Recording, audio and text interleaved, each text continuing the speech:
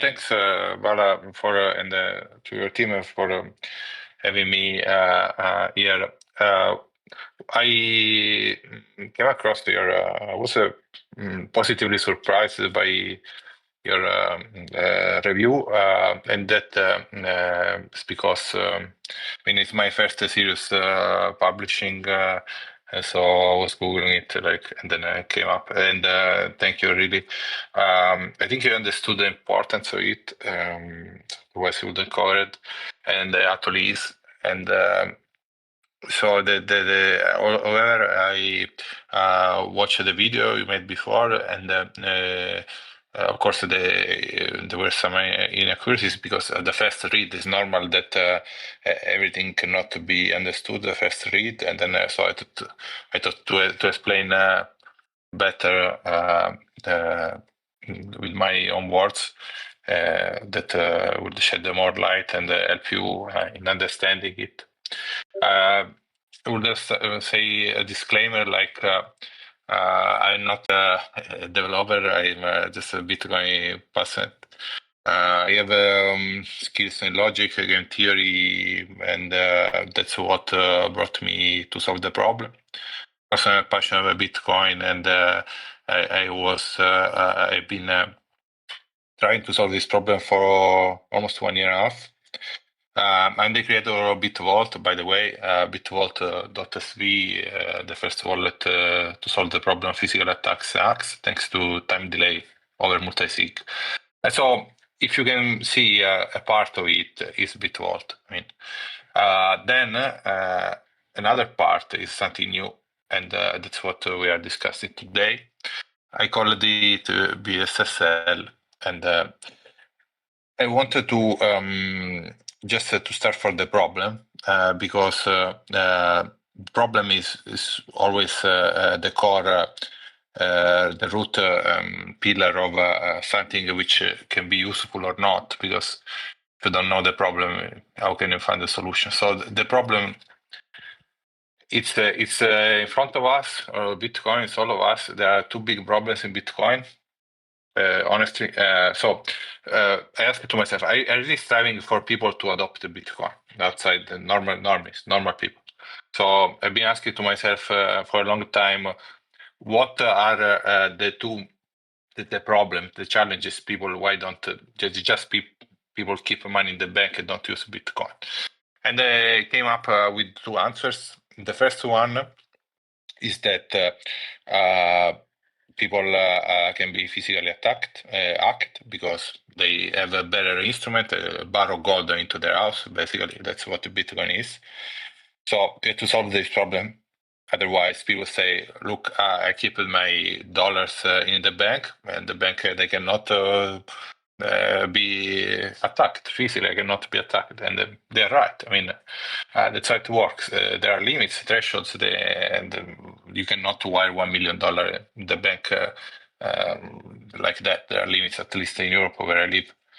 So that was one major problem. The second one was that, again, if the user goes to a bank and he loses his credit card or his access, he puts his document and he receives a new one, and so he will never lose the funds unless then the bank fails, which is another story. But if it doesn't, in his mind, he's never going to lose the fund. Oppositely, Bitcoin, if he loses the seed, he's going to lose everything. So two major friction. One is the key, the loss of the key, one problem to be solved, and the physical attacks and hacks, the problem of the barrier instrument. So with BitVault, I started to solve the first one, the physical attacks, and how we solve it, because I'm going to explain to you here, because it's basically the first two path. So bit introduction, because the concept here, BSSL, is a taproot based wallet lives. So this is not what BitVault is. BitVault is SegWit at the moment, and it works with time delay over multi-sig against a convenience service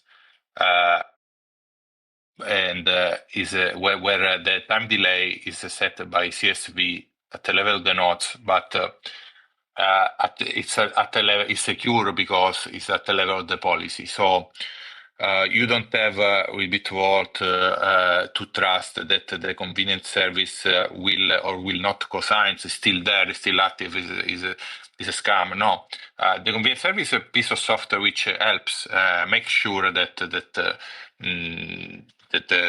time delay is respected, because as a convenience it helps. But if the convenience service doesn't work, there is a second part where the user can bypass it with A plus B plus 1 year, this one. And on the screen of Vala, the second one, the user fallback path. That one makes sure that the user can always smooth the fund, because in the mini script contract to Bitvault is written like this: with A plus B plus 1 year can move unilaterally. And this is what makes Bitvault trustless. Then you have the convenience, the first part, the regular part, where the user asks for the help of a convenience service. It sets a time delay at the wallet inception, and then from 2 hours to 15 days, he has to wait. There is no possibility to move earlier. And this time delay is enforced in two moments, in two ways. One is by this convenience service, but this is not trusted. I mean, what it reassures, guarantees that the time delay is respected is the policy at the level of the script, which on CSV, which states that cannot move earlier than X blocks. So this is absolute time lock, and this is how Bitvault works. Do you have any questions so far on these two parts? I mean, it's on SegWit, by the way. Yeah, I don't have any, but if audience have any questions, like you guys can shoot. Okay, you can also interrupt me if I have any question. So let's say everything is clear. Just one little clarification. So as I understand, the whole three parts is designed to be in a pay to tap route structure, correct? Yes, for this one BSSL, yes, Okay. but it has to be implemented. What I'm talking about now, the first two, isolated, is what Bitvault is, and is on SegWit. Okay. Because the business was conceived just 2 months ago. The third part, the leap was made later on. Okay, got it. Okay, so here we have the security with CSV at the level of the script, of the mini script, and the convenience service helps, but if it doesn't work, it's no problem.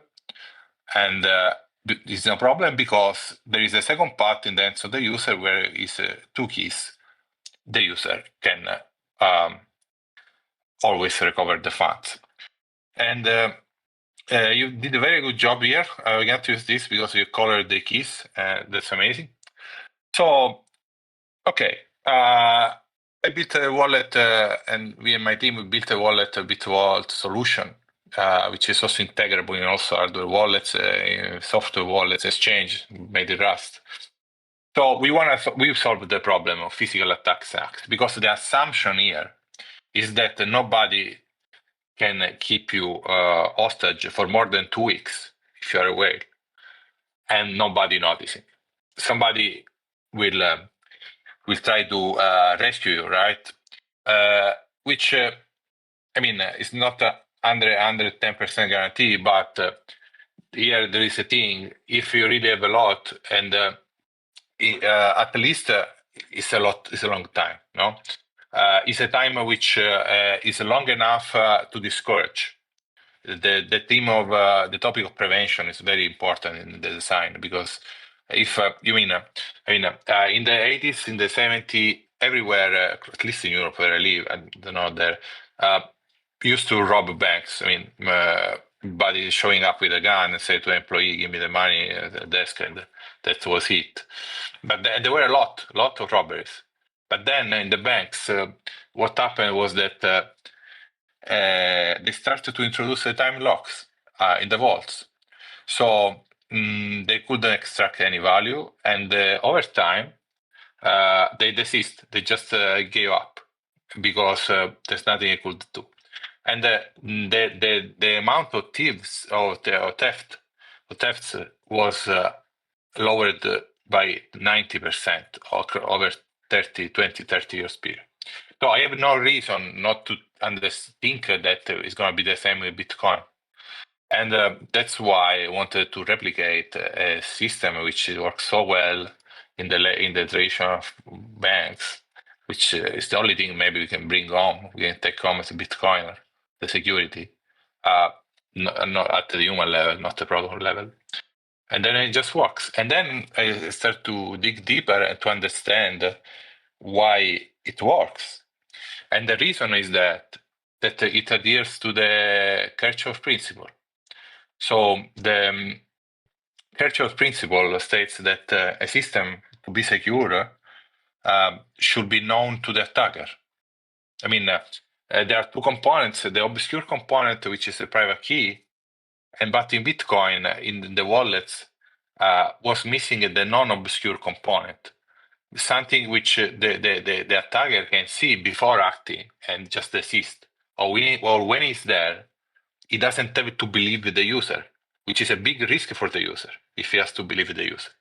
But if he just checks the vault, how it is in the software, or can dig deeper in the code, if it's a technical thief, weird situation, but then he just finds out by himself. He doesn't have to believe you. So transparency brings security, and that's why it works well. So but I understand there was a technical problem here to make it work on Bitcoin, and this was the solution, and so proud of it, and people are appreciating. I mean, Bitvault is going very well. So this is on Segwit what Bitvault is currently, and this is the reason why these two paths have been. Then I asked to myself, can we solve also the second problem, which is the loss of the keys? I mean, that's the last standing problem for Bitcoin after these two are solved.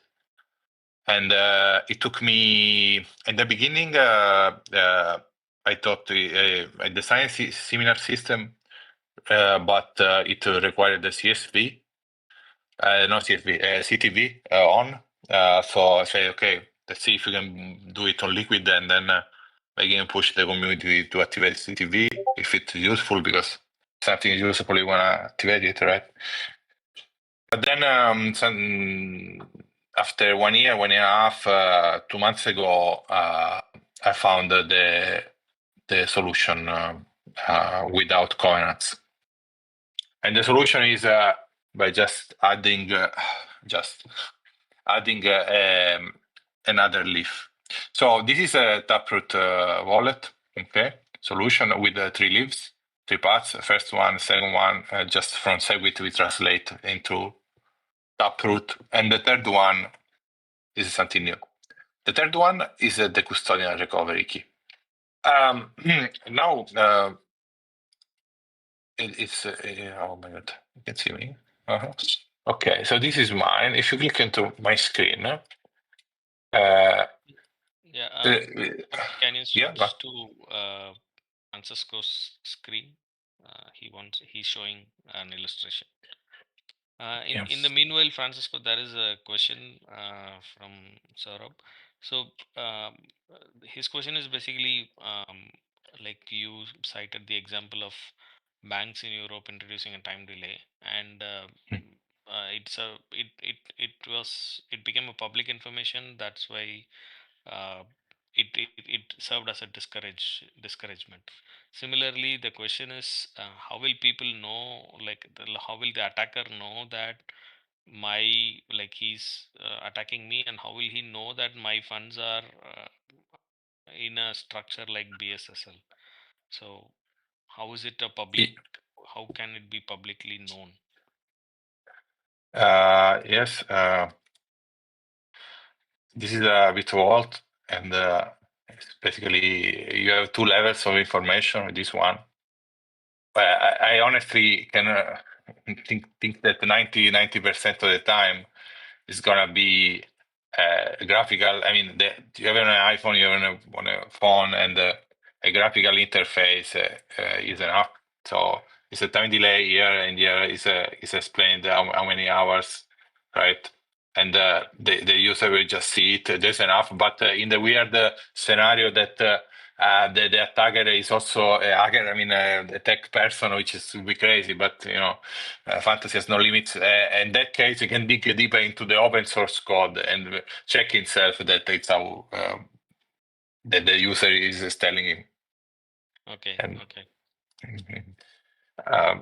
yeah, thanks for the question. The user here has one key, A1, which is a copy, B, the bank, you have a bank A, which is as the key B1, and is a bank.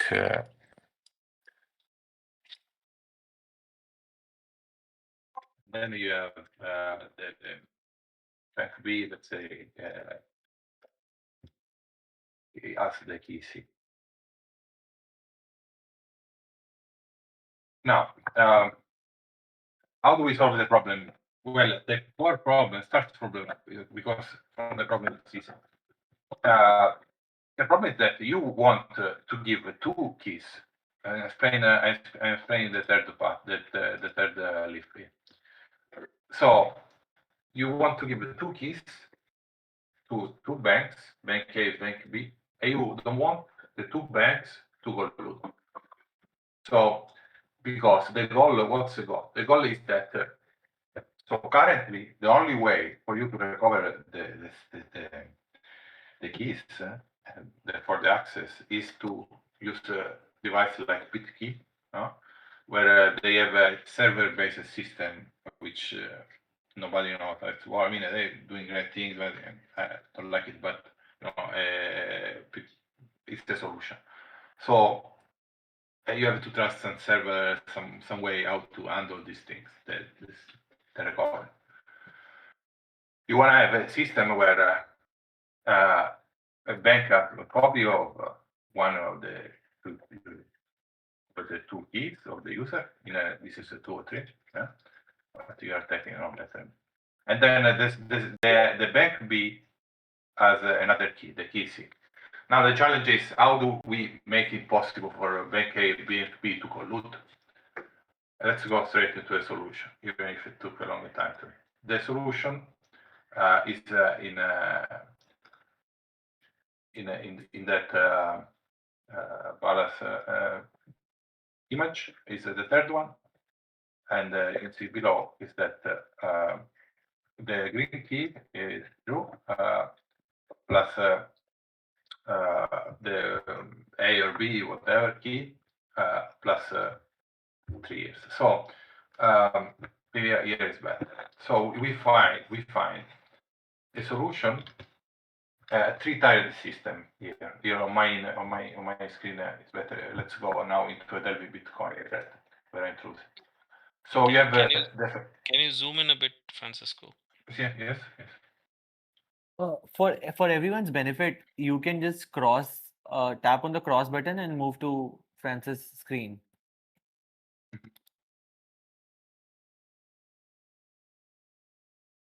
Okay, do you remember in Control Command Plus? Oh yeah. Yeah, one more. Can you do one more step? Yeah, better. It's fine. Yeah, fine.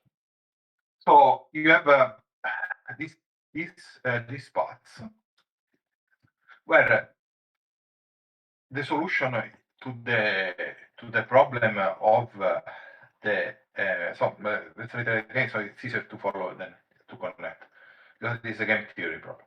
So you have the first part is this one. The user the bank is honest because the bank has C, okay, right? Yeah. So the bank is honest, is gonna cooperate with you. You sign with one key, one of the two key you have, right? One of the two, the user, plus key of the bank here. So 1 plus 2 plus 15 days. The bank complies, no problem. Time pass, nobody can physically attack you. That's fine. You move the funds. Everything is a legit transaction. Then the bank B, the bank, one or both, or one or the other, they don't comply. They don't want to move the funds. There's no problem. The user has in the miniscript contract has A plus B plus 1 year. You just have to wait. It just has to wait. And this is a fallback recovery. So it's not dependent on the bank. But the bank, what if the bank, they want to collude and steal the funds? Well, they cannot because the miniscript states that the key B plus the or B1 plus the key C, these two keys, they can only sign after 3 years. So we built a 3-tiered system of with 3 subsequent time delays, which makes it impossible for the two banks to collude and steal the funds. But you can say, if you wait too much, right? It's true that they can steal the funds. They cannot steal the funds. But if there is less than 1 year of time up to the 3 years where they can move the funds. So if they are quicker than the second path, which is the path of the user, because you make too much time to pass, they can steal the funds before, after, because you didn't move it first. So what's the solution here? This is something maybe is not very clear from this thread because nobody asked, and I wrote there, but it was in between the lines. The vault to work to avoid this problem of the two banks with the third leaf to be quicker than this one. It means then the user recovery. It means that the user didn't move the funds, so it's trusting. So at this point, they can move the funds. We have 3 years. So what's the solution? The solution is that the vault has an expiration. The vault has automatically to move the funds into new vault. I have to expire after 1 year and 9 months. 1 year and 9 months, because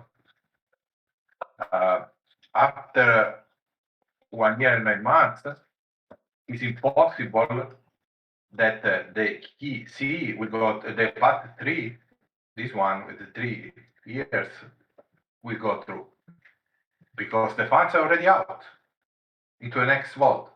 And this is the concept of the chained vaults. Chained vaults for continuous safety. So this can be done automatically in the blockchain. The vaults can be automatically set at every 1 year and 9 months to rotate the fund. And this has to, yeah, so it's okay so far? Or can I repeat it? Because it's very important.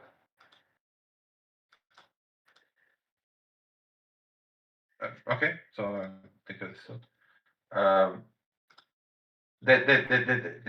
The problem it solves is that it can become also in a situation where put into the extreme, the only thing which can happen, they can never steal funds, but the only thing which can happen is that the funds gets to be frozen. So until somebody don't follow the legal route or a cryptographic root until the counterpart would try to the eyes, which can never kill the fund. They can just waste time if it really goes through the to the fact to the point that the user disappears after year 2 and the path 2 cannot be broadcasted because the A and B are missing. There are only 2 outcomes at that point. Legal root SSL, because the custodian that you are paying a service, right? So the custodian is a bank, you pay just a small amount to all the keys, but not the funds. And the other one, there's a cryptographic root, and the user has create a PSBT of path 3, and that's a deadman switch for recovery path, which is but the worst case scenario is just that the funds are frozen until it gets the custodian gets the legal court order. So this is a way, pretty simple way to pay somebody like a bank to have a role in the society. I mean, the bank. The problem of the bank is that they don't have the money. They say they have, but if the bank can make a service for me, give me a service which is to, or the custodian, let's go, to all the 1 key for me or 2 keys for me, I pay $100 per year, nothing, not like the other, spend a lot. That's actually useful because they don't own the funds. So what's happening today is that the custodian can dispose of the funds. I mean, can move the funds, can steal the funds, can lose the funds. So people, you are paying somebody to custody your funds, and anything can happen. You can lose it all. But this system, you can just pay them for the opportunity for you to recover the keys, but they cannot steal or move the funds or lose it. So that's I think a monumental shift in the self-custody, because think about it. For now, we have at the moment we have the custodians, and the self-custody, right? But once BSSL spreads, then you don't have custodians anymore because they cannot own the funds for you, on behalf of you, on your behalf anymore. They can just custody the keys. So where is custody, custodians? Where are custodians? Custodians, they just disappear the way we know it. Everything will be self-custody because you only can own the funds, nobody else. And I think it is a big improvement. If you have questions or remarks, or please go ahead. Yeah, there is one question like, what if in a case of attack, let's say the attack happens after 1 year, which is by when the user fallback path also becomes active. So now the assumption here is that the attacker knows about BSSL and the technicalities involved in it. And is there a way in which he can hold the victim hostage, and also extract his second key, that is key B, from him? So like, is that a possibility? If that is the case, if the attacker can successfully extract the 2 keys from the user, then he has a way to steal the funds. Is our understanding correct? Yeah. I tried to see if I understood correctly. So you're asking what if the user has the control, the attacker gets the control of the second path, which is he owns the key, he takes with force, with violence, the keys from the user, the key A and B from the user. Yeah, I mean, the answer is in the delay. I mean, you can do that. He has to hold you in captivity for 1 year. Okay. And that's it, because at the end, you if you're not in captivity, you can just move the files earlier, and also use another path. So this is I mean, very convinced the answer. Yeah. It's a game of time. It's a game of time. Yeah. It's a game of time. Got it. Yeah, that's Got it. And is there, apart from the delay, is there a way is there a way that BSSL prevents collusion of the two custodians? Like clearly after 3 years, if the custodians, if the user, as you explained, of course you explained that after 1 year delay, it forces the user to shift the vault to a new shift the vault to a new vault, chained vaults. If the user doesn't do it after 3 years of time, can the custodians collude to recover the funds? if he doesn't. But here is the thing. Yes, there is the chaining bot mean that this thing has to be done automatically. It's already the chaining bot have to be preset at the inception. Once you create the first one, there are all of the series of the next one being planned and created, and should be like that. But of course, yes, if you don't, for some reason, move the funds to the next vault before the expiration of 1 year, 9 months, then the user, the custodians can reach 3 years time and collude after 3 years, because you didn't move the funds earlier. This is Okay. But there is also this protection that anyway you will have the PSBT for the custodian recovery path also signed while creating the vault itself. Correct? yes, it is automatically assigned to vault creation. But so that will also be broadcast, or will it be just a signed PSBT and it will not be broadcast? signed, not to broadcast. So Okay. yeah, Okay. it's a recorded public. Yes, I mean, from a mathematical and logical, yeah. Right. Yeah. Then I had a few more questions. How in the case of in the case of the um, in the case of regular path, if the user detects an attack, and will he be he has to go into a RBF war, right? So the user detects that one of his keys is compromised, and the attacker successfully has compromised the custodian, or the custodian is colluding with the attacker, and now his transaction is broadcast, and it's waiting for a delay, let's say 2 hours.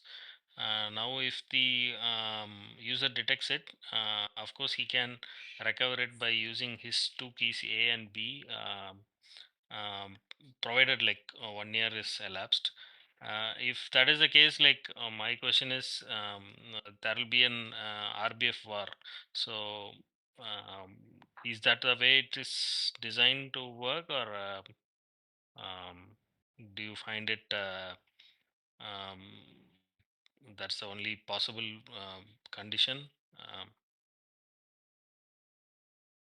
If I understood that correctly, that if the bank doesn't comply or colludes, but colludes we do, because on first leaf, the bank cannot collude. You can be kept hostage for 2 weeks, and if you're still hostage, they can steal your funds. Yes, but the protection is in the longer time delay according to the holdings. Okay. Yeah. Okay. So I would add a small detail here, which is that Bitvault, it's the first two parts. Bitvault has the secret notification. It's a software solution. It's not a chain, but it's a Telegram message to your loved one. Say something is happening. Look for me. No, it's automatic. So that helps. That's not yeah, but it's more a game theory problem, and a time delay which is not that long to compromise the fungibility of money, but not short to make your absence be unnoticed. Really helps because 15 days at the end of the day is a long time, and somebody will look for you. Okay. Yeah. Got it. And we had like one more discussion about the change. For example, if you are using, let's say, a regular user path spent, so now you have spent this UTXO, and what will happen to the change that comes out of it? Will it be also put in a same vault like construction, or how does it work? After your spent, after Yeah. time has passed. Yeah, any path.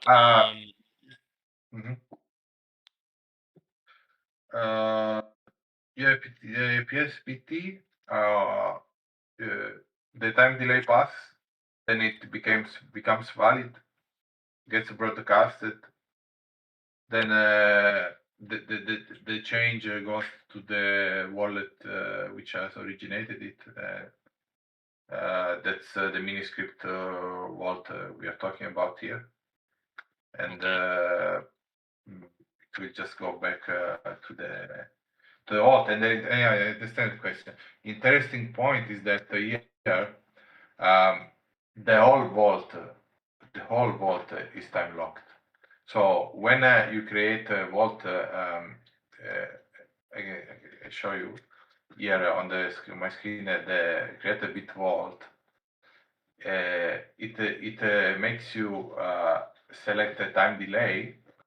See at the wallet creation. So once you set it, then the whole vault is time locked. The only way to change the time lock, if you set 15 days, 15 days is going to be. The only way to change is by creating a new one to move the paths. So every UTXO which interacts with this vault gets automatically the time lock. The time lock condition applies. So every receiver the UTXO will be automatically time locked. And then the vault has one feature to consolidate the transaction that will take so older than 1 year for convenience, which is something done automatically with a button here. If you don't do that, nothing happens, but it's better to do it for better use. So the whole vault is time locked, and the UTXO goes out with the desired time delay, but the change goes in. Then it keeps being time locked as it was before, because it gets into the vault and all of the ticks are here time locked. Okay. Yeah. Then we had another point of discussion, like um, how do now it is clear to us, because this will be presented to the user in a form of a wallet, but our discussion was around let's say uh, uh, there is no this BSSL is just a script, and people can use it. If that is the case, then how do people handle like the three parties involved, the custodians and the user? How do they handle the keys and the wallet descriptors? Okay, so it's a good norm that. Okay, first of all, after a few months, I mean, after some time, this one will become most efficient with Vault. So eventually, we also provide the Taproot Vault solution with all this. So the advice we give today, and we also going to give, is always the same. I mean, with every key, keep the descriptor. Maybe don't keep the descriptor in the bank keys together. Okay. So, but make a copy of it, and I would say that's enough to have all what you need to recreate a vault, which is the descriptor plus two keys to move the funds. Okay, so if I understand it correctly, the user can also recover his keys and funds out of your app or GUI. Am I correct in understanding that? Can recover also if? Yeah, the user can recover recover his keys and he can like put in his keys and the wallet descriptor in some other wallet or and recover his funds. He doesn't have to rely only upon let's say Bitvault's app. Is that the construction that you have in mind, or Bitvault as a registered patent and it's international patent. Now, let's be honest, I don't think there are other companies or trying to do this because Bitcoin environment is too small. With the release, I put in the white paper that there is a patent for this. And by the way, we see we will try to strive to propose to all of the people or the companies who want to use it, rather it's their wallet, software wallet, hardware wallet, exchange, custodian, single user, I mean, single user that will have B2C. Anybody can use this, but they can enter, they can contact us, info@bitvault.sv. We can agree on a licenses agreement with revenue sharing, and the community can have it straight away without complication, and people can use it.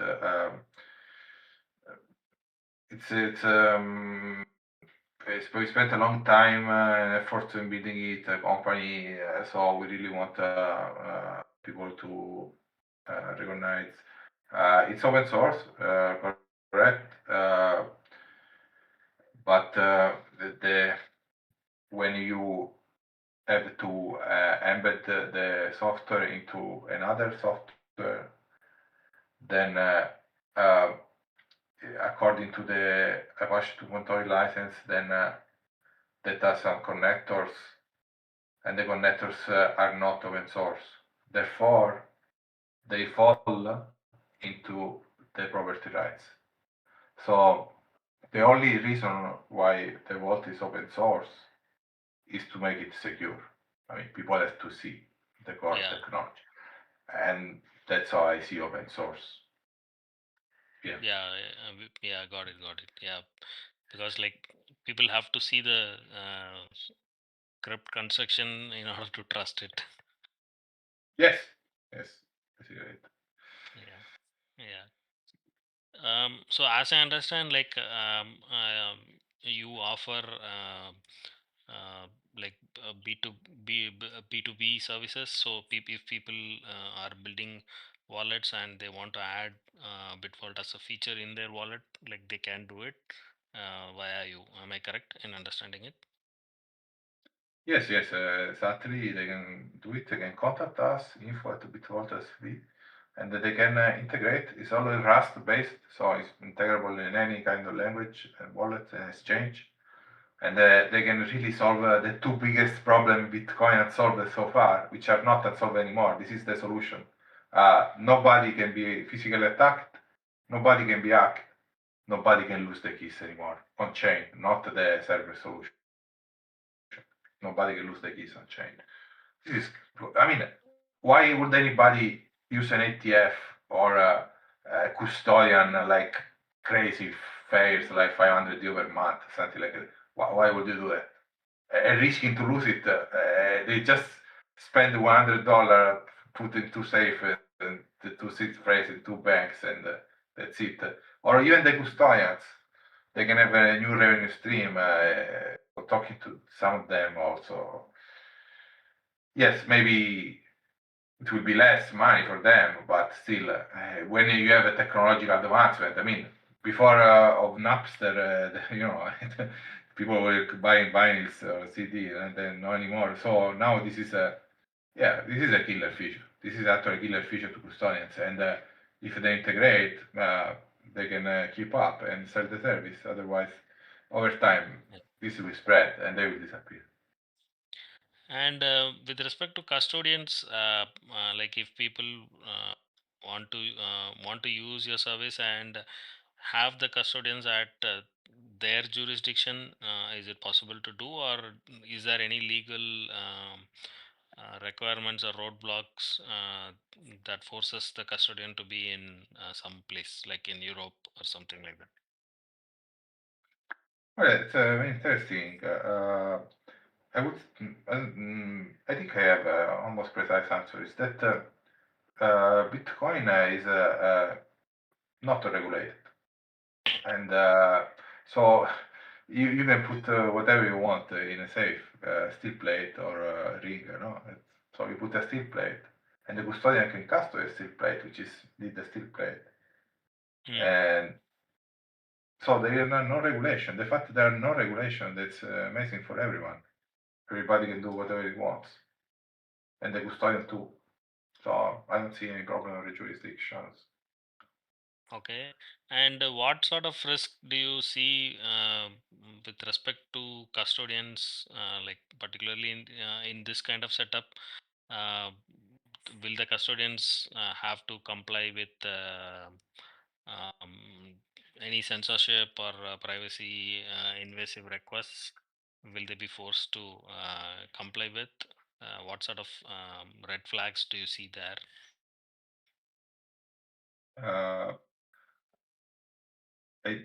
It's the custodian for the privacy. Well, yeah, this is the custodians will need to ask to the user. I mean, who is? I mean, this is the custodian are custodying your keys, therefore they need to know who you are. Yeah. But you can tailor it. If you do it with us, maybe you can start. Oh my god. It's over? Yeah. Go ahead. No. Okay, see me. Okay. Yeah, my. Okay. No. Then they have to extract the custodian. They have to. Yeah, you have to extract the custodian. Maybe just don't say anything. If you do it with our solution, with Bitvault, maybe don't say anything, and nobody knows what's inside of these sealed envelopes, right? Or if you do it with another custodian who decide to utilize the SSL for their customers, then it's just better for you because they cannot own the funds. But yeah, they will still know your identity, because if you go to a custodian to date, you can use it in two different ways. It's up to you to trust the custodian or not. I would say that there are no red flags. Everything is useful according to your personal. Because if you have a family, you have to. You can use for inheritance, because in this particular message I explain why the path tree can become inheritance path if the user has disappeared entirely, and if he doesn't move the funds after 1 year 9 months, then the custodians play act as a dead man switch as a service. Basically, they are an intelligence role, and so in that case, you need the augments to pass to your heirs, and there is room for any kind of sensibility according to the privacy. If you don't want to just rent to vaults into banks and say nothing, I would say, then if your goal is also to have an inheritance solution, you can use a custodian and give the documents, so your heirs will be served. Yeah. Okay. Got it. Yeah. That's all. I had questions about BSSL.